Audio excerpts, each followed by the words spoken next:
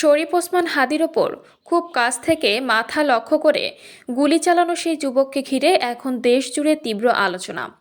মুখে মাস্ক, মাথায় হেলমেট ও শরীরে চাদর দিয়ে নিজেকে আড়াল করার চেষ্টা করলেও আধুনিক প্রযুক্তি ও গোয়েন্দা নজরদারির কাছে শেষ পর্যন্ত পরিচয় গোপন রাখতে পারেনি সে। পুলিশের কাছ থেকে পাওয়া সিসিটিভি ফুটেজ এবং ওসমান হাদির জনসংযোগ টিমের সংগ্রহ করা একাধিক ছবি বিশ্লেষণ করে হামলাকারীর পরিচয় তুলে ধরেছে অনুসন্ধানী মিডিয়া প্ল্যাটফর্ম দ্য ডিসেন্ট। তাদের বিশ্লেষণে দেখা যায়, মোটর সাইকেলে করে গুলি চালানো দুই ব্যক্তি ঘটনার আগেই রাজধানীর মতিঝিলে ওসমান হাদির সঙ্গে একই কর্মসূচিতে অংশ নিয়েছিল। একই পোশাক, একই শারীরিক গঠন, সবকিছু মিলিয়ে জনসংযোগে অংশ নেওয়া দুই ব্যক্তির সঙ্গে হামলাকারীদের বিস্ময়কর মিল পাওয়া যায়। অন্য একটি সিসিটিভি ক্যামেরার ফুটেজে দেখা যায়, ঘটনার আগেই একই চেহারার এক যুবক ওসমান হাদির পাশে বসে বৈঠক করছেন। এছাড়া সামাজিক যোগাযোগ মাধ্যমে ছড়িয়ে পড়া আরও একটি সিসিটিভি ভিডিওতে দাবি করা হয়, হামলার আগেই অভিযুক্তরা ইনকিলাব মঞ্চের অফিসে উপস্থিত ছিলেন। ইনকিলাব মঞ্চের এক সদস্যের বরাতে শুক্রবার বিবিসি বাংলা জানায়, গুলি চালানো ব্যক্তিরা প্রায় 2 সপ্তাহ আগে ওসমান হাদির প্রচারণা টিমে যুক্ত হয়েছিল।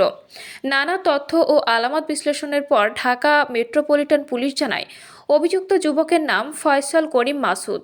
তিনি বিভিন্ন সময় দাউদ খান ও রাহুল নামে পরিচিত ছিলেন। এবার নজর দেওয়া যাক অভিযুক্ত ফয়সাল করিম মাসুদের রাজনৈতিক পরিচয়ের দিকে।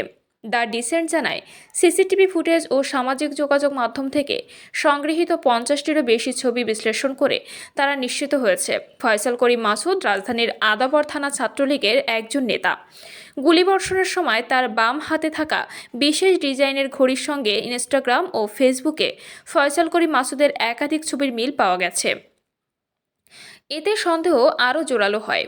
2024 সালে নভেম্বর মাসে প্রকাশিত একাধিক সংবাদ প্রতিবেদনে দেখা যায়, আদাবর এলাকায় অস্ত্রের মুখে ব্যবসায়ী সাইফুল ইসলামের কাছ থেকে 17 লাখ টাকা লুটের ঘটনায় র্যাবের হাতে গ্রেপ্তার হয়েছিলেন ফয়সাল করিম। ভুক্তভোগী সাইফুল ইসলাম তখন জানিয়েছিলেন, টাকা ছিনতাইয়ের সময় ফয়সাল করিম গুলি চালিয়েছিলেন। স্থানীয়দের অভিযোগ, আদাবর 1 নম্বর রোডে নিজের আড্ডাখানা থেকে দীর্ঘদিন ধরে ভয়ভীতি দেখিয়ে অর্থ আদায় করতেন তিনি।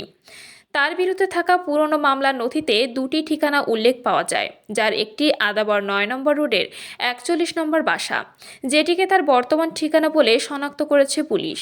যদিও বাড়ির মালিক প্রথমে অস্বীকার করলেও তদন্তে সেই দাবি মেলেনি। এদিকে ওসমান হাদির ওপর হামলায় ব্যবহৃত মোটরসাইকেল নিয়েও চলছে তদন্ত। আদাবরের এক বাসিন্দা জানান, ঠিক এমন একটি বাইক নিয়ে ফয়সাল করিমকে নিয়মিত এলাকায় ঘোরাফেরা করতে দেখা যেত।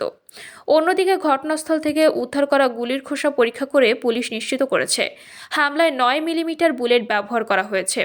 এসব তথ্য ও প্রযুক্তিগত বিশ্লেষণের ভিত্তিতেই মামলার তদন্ত এগিয়ে নিচ্ছে আইন শৃঙ্খলা বাহিনী।